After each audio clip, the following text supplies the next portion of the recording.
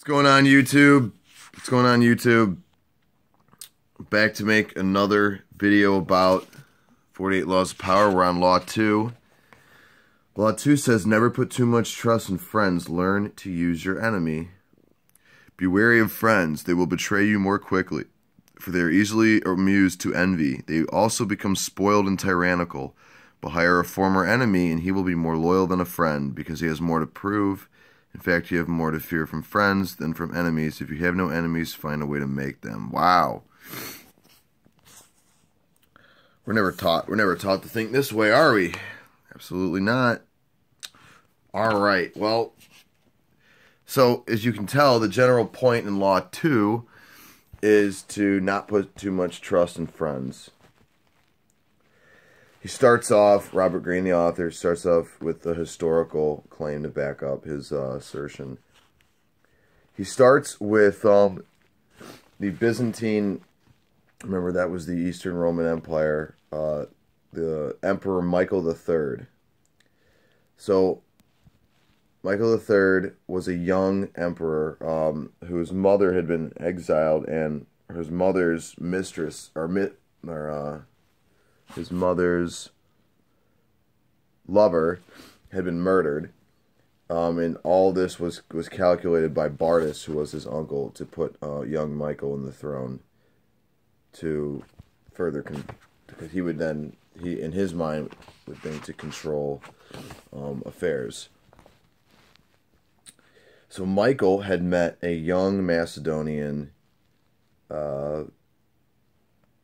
peasant named Basilius.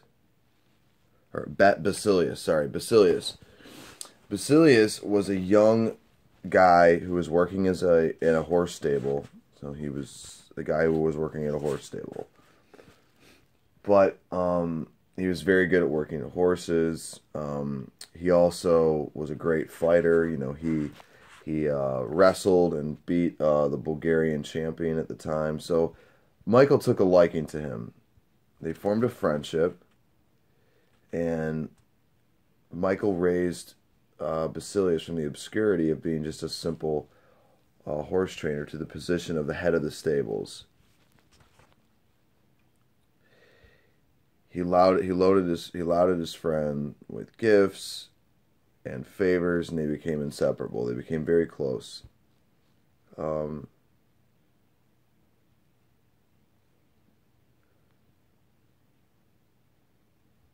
Basilius was sent to the finest schools in Byzantium, and the peasant became a cultured and sophisticated courtier. Now, this was before Michael had become emperor. Now, he's obviously a member of nobility. He's in the royal court of Byzantium. So all this happened before he was emperor. Now he becomes emperor through, like I was saying, through the calculated process of his uncle, Bardas. And he needs somebody who's loyal. So he turns to Basilius. Basilius could be trained for the job. Michael loved him, and ignoring the advice of his uncle Bardas, he chooses his friend, thinking that his friend, you know, he's helped him get into, you know, the finest schools, and he's helped him, you know, with upward mobility from being a mere horse trainer to the head of the stables to being part of the court now, and you know that he'll be loyal to him. This is a common mistake that a lot of us make by thinking that if we employ our friends, they'll be loyal to us. So Basilius learns well and is soon advising the emperor on all matters of the state. The only problem seems to be that Basilius never has enough. Now, he was exposed to the splendor and the lavishness of the opulent court of the Byzantium. So here's a guy who comes from very, very, very modest means. He's now in a court in this opulent, sumptuous palace of Byzantium, and he is mesmerized by its riches. Michael doubled, then tripled his salary, ennobled him, married him off to his own mistress, Keeping such a trusted friend and advisor was worth satisfying at any price, according to Michael.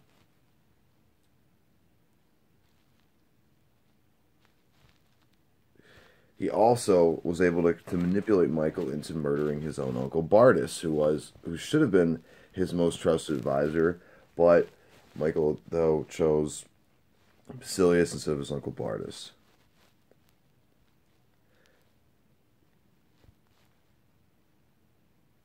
He was now able to then become head of the army, as he convinced Michael to replace Bardas, who was head of the army, so that now Basilius could head it. Basilius' power and wealth grew, and a few years later, Michael was in financial straits from his own extravagance and asked Basilius to pay back some of the money he borrowed over the years. To Michael's shock and astonishment, Basilius refused with a look of such impudence. The emperor suddenly realized his predicament. The former stable boy had more money, prestige, and allies in the army and the Senate than the emperor himself. So what he did here was he turned someone who had no position, no power, no prestige, into someone now who had more power and prestige than the emperor himself. So he thus created a monster.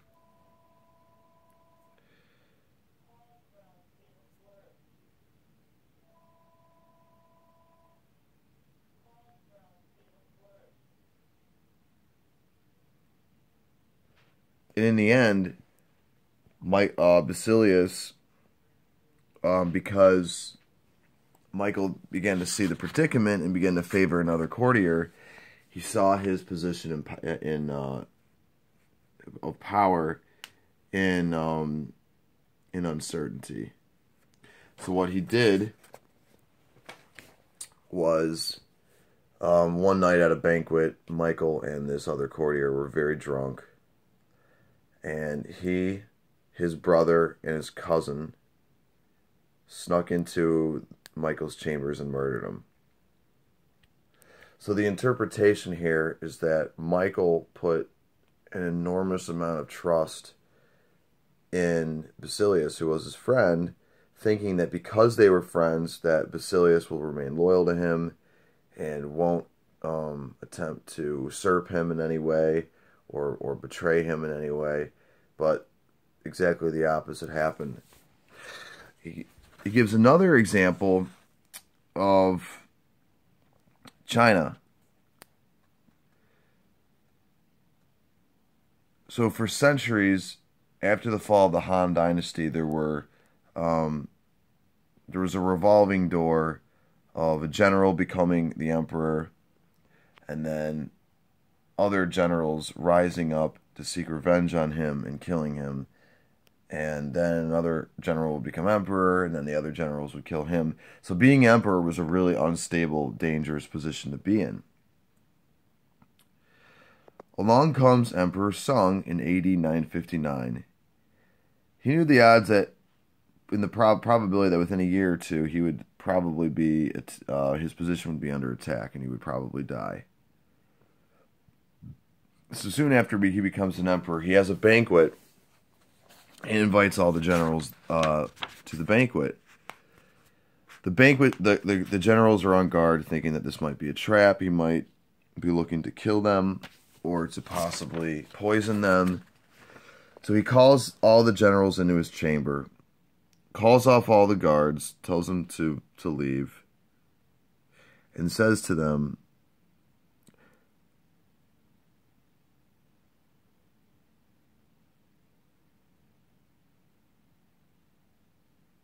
I do not doubt your allegiance, but if by some chance your subordinates seeking wealth and position were to force the emperor's yellow robes upon you in turn, how could you refuse it?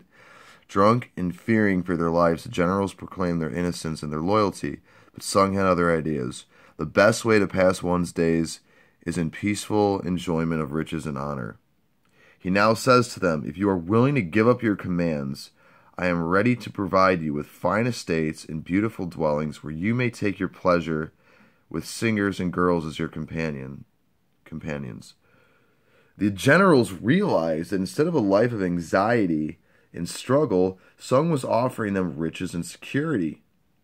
The next day, all the generals tendered their resignations, and they retired to nobles and the estates that Sung bestowed on them. So instead of following the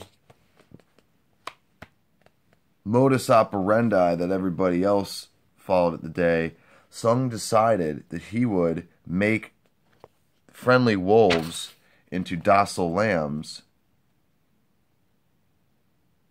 by giving them a life of luxury and of no stress, no anxiety, and total security, thus disarming them and emasculating them and making would-be enemies into docile friends. Over the next few years, Sung continued his campaign to secure his rule. In AD 971, King Lu of the Southern Han family surrendered to him after years of rebellion.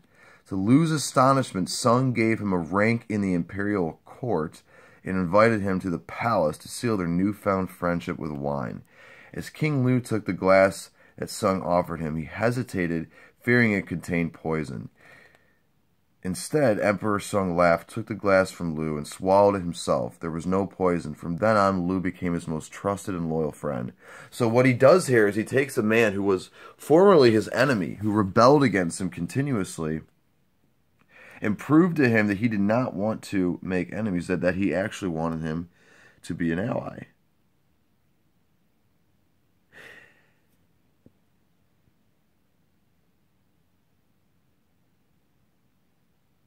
So you see here, Emperor Sung understood the value of entrusting your enemies more than your friends. Machiavelli here is quoted as saying, "There are many men who think, therefore, that a wise prince ought, when he has the chance, to foment astutely some enmity, so that by suppressing it, he will augment his greatness.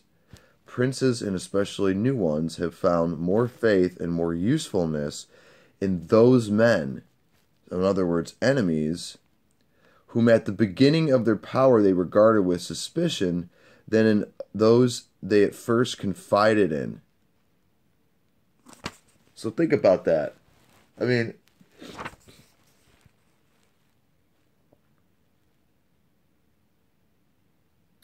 instinctively, we all want to employ when we need a trusted advisor or a trusted friend or a trusted employee. We think, what better person to employ to this duty than a friend? But this is saying the opposite. This is saying that a friend is going to expect favors. They're going to expect special treatment. And they're going to grow envious and jealous of you because they don't have much to prove to you.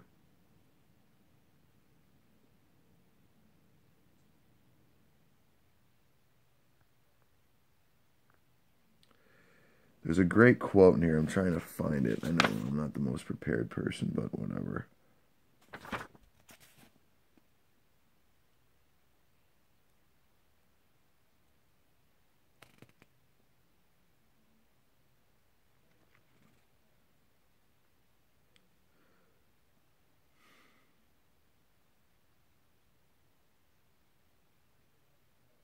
While a friend expects more and more favors and seethes with jealousy, these former enemies expected nothing and got everything. So he's saying that friends expect everything, enemies expect none, but in the end, the enemies got everything because they expected nothing. Another example he gives, I'm gonna wrap up here pretty quick. There's just a lot of substance to this book. Is I'm not gonna go through every example, but I'll go through one more. Is they say it's natural to want to employ your friends when you find yourself in times of need. The world is a harsh place, and your friends soften the harshness. Besides, you know them. Why depend on a stranger when you have a friend at hand? The problem is that you often do not know your friends as well as you think you do. They cover up their unpleasant qualities so as not to offend each other. They laugh extra hard at each other's jokes. since honesty rarely strengthens friendships. You may never know how a friend truly feels. Friends will say that they love your poetry, adore your music, envy your taste in clothes. Maybe they mean it, maybe they don't. Have you ever had a friend who gave you too many compliments? Have you ever had a friend who never called you out on your bullshit? You know, I've heard the quote, you know, I'd rather step on your toes than step on your grave. You know, and that really rings true to what this is saying here. You know, what he's saying here really is that, you know, when you decide to hire a friend, you gradually discover the qualities he or she has been trying to hide. And it's exactly as they say, and I read earlier, you know, you don't know your friends as well as you think they do, as you think you do. And they cover up qualities that they don't want you to know because it makes them look bad. And they placate you as though because they don't want to offend you and they want to remain in good standing with you.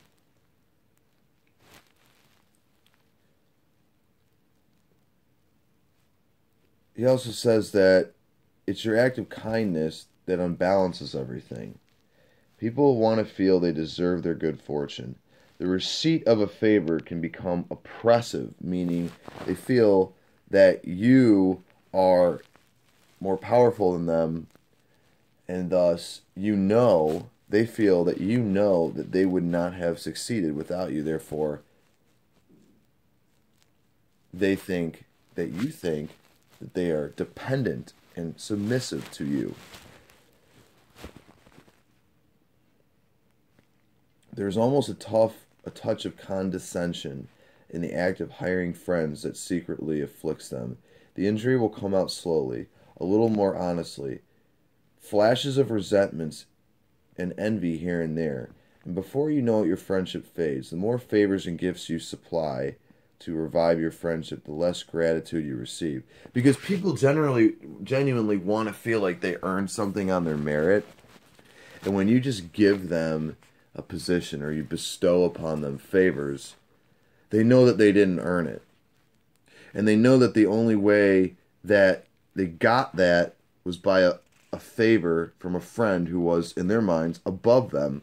Nobody wants to feel above, especially friends. Friends want to feel equal. That's why many people make friends with people who they think are on even footing with them. And gratitude has a long and deep history. It has demonstrated its powers for so many centuries that it is truly amazing that people continue to underestimate them. Better to be wary. If you never expect gratitude from a friend, you will be pleasantly surprised when they do prove grateful. The problem with using or hiring friends is that it will inevitably limit your power. The friend is rarely the one who is most able to help you. And in the end, skill and competence are far more important than friendly feelings, right? So hiring competence over friendship is unnatural, and it's scary to us because we feel like we're betraying a friend, but in reality, we are strengthening our own power. I.e., Michael should have hired Bardas, who was a competent man for the job, but instead went with Basilius. All working situations require a kind of distance between people. You are trying to work, not to make friends. Friendliness, real or false, only obscures that fact. The key to power, then, is this ability to judge who is best able to further your interests in all situations. Keep friends for friendships, but work with the skilled and competent. So essentially they're saying don't shit where you eat. Have friends. Keep them as friends. But work with skilled and competent people. So if you have a business, you're looking to hire, the manager, a sales manager, and you want somebody who's going to be competent and train these guys to sell your product.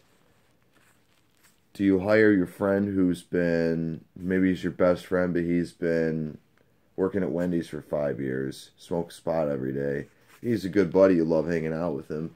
Or do you hire a guy who's has 10 years of sales managerial experience, who's sold over, $50 million worth of product, knows how to sell, has sold in multiple markets? You sell to that guy. Your enemies are an untapped gold mine that you must learn to exploit.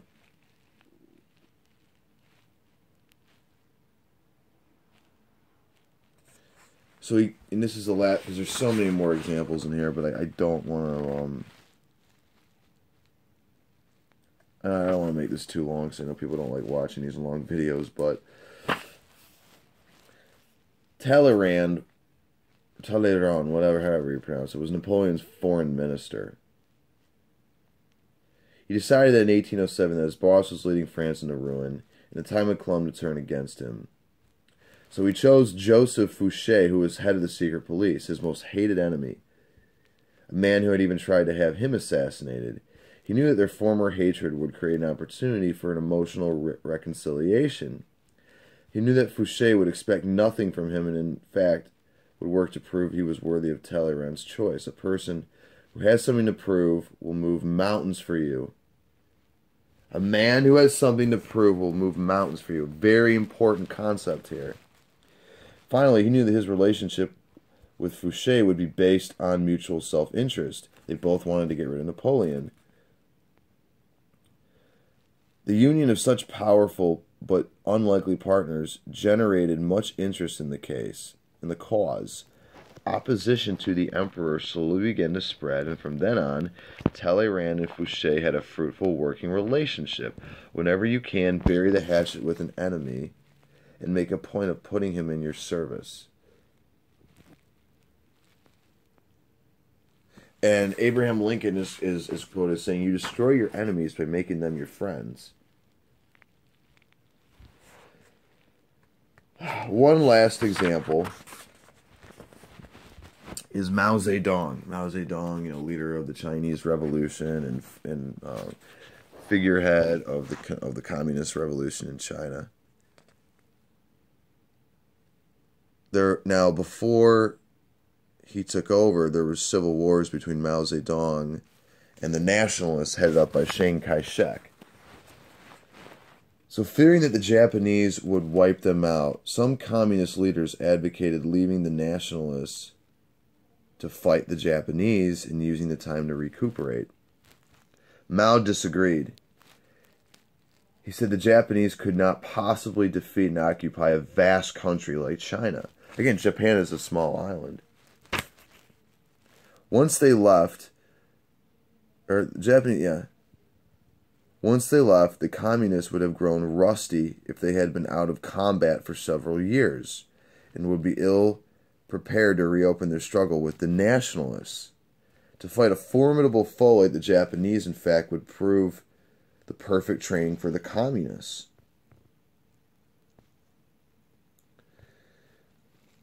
Mao's plan was adopted and it worked. By the time the Japanese finally retreated, the communists had gained the fighting experience that helped them defeat the nationalists. Years later, a Japanese visitor tried to apologize to Mao for his country's invasion of China. Mao interrupted, "Should I not thank you instead? Without a worthy opponent," he explained, "a man or group cannot grow stronger." So see, Mao had a different strategy. And to say what you want about communism, this is not an argument about communism or for communism.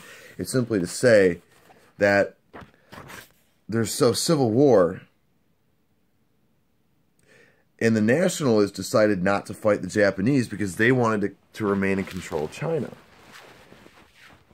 Meanwhile, Mao and the communists thought better and said, we're going to fight the Japanese because if we stop fighting, we're going to grow rusty. And we've got a ragtag army here.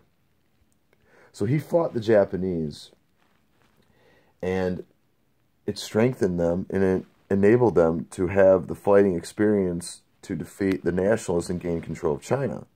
So sometimes a really formidable enemy is actually a great way to hone your skills and your craft and your art of deception. Now, at the end of every chapter, Green does take a reversal of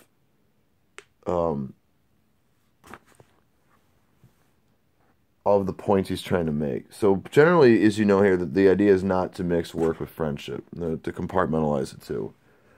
But here he's saying there are times when a friend can be used to greater effect than an enemy. A man of power, for example, often has dirty work that has to be done.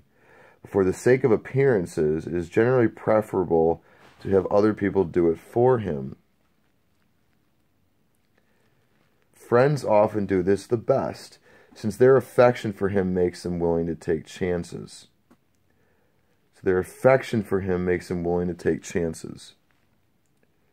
Because, again, things are personal now. It's not just business with friends. Also, if your plan is to go awry for some reason, you can use a friend as a convenient scapegoat. This fall of the favorite was a trick often used by kings and sovereigns. They would let their closest friend at court take the fall for a mistake, since the public would not believe that they would deliberately sacrifice a friend for such a purpose. Of course, after you play that card, you have lost your friend forever. It is best, then, to reserve the scapegoat role for someone who is close to you, but not too close. Finally, the problem about working with friends is that it confuses the boundaries and distances that working requires. But if both partners in the arrangement understand that danger is involved, a friend often can be employed to great effect. You must never let your guard down in such a venture, however. Always be on the lookout for any signs of emotional disturbance, such as envy and ingratitude. Nothing is stable in the realm of power, and even the closest of friends can be transformed to the worst of enemies. What do I think about that? I think the best type of friend to use for this type of arrangement is one who is a good friend, but is someone who is not able to retaliate against you in such a way that would damage you as others. Like so if you have two friends, or I'm going to say three. This is just my own interpretation of this. If you have one friend who's a good friend, but has a lot of like issues, a lot of problems, and they're unresolved, they're very insecure, probably not a good friend to use for this, because that friend is probably already jealous of you. Insecurity is a #1 characteristic trait that I try to avoid in all people, because an insecure friend will never ever be truly trustworthy, and they will always be jealous of you, and they will not truly want to see you succeed. I would not employ that friend, because that friend will one, not be trustworthy in the beginning, and two, will already be a vengeful person. Now you've turned someone who has the potential to be vengeful into someone who's going to make it their lifelong mission to sabotage you. So you have a friend who's a really nice person, really good guy, but they're kind of dumb. They're kind of meek. They're kind of weak. And they're not very calculated. And you have a friend who's the opposite. Very good friend, very trustworthy, very loyal, but they're also really intelligent and cunning and smart. The obvious choice here is to use the friend who's dumb, because you mitigate the amount of damage that this friend could in turn cause vengeance on you. That's just my take on it. I think it's a really interesting chapter here, and it really is counterintuitive to what we would all think. So I like this here, as it says, the fall of the favorite was a trick often used by kings and sovereigns.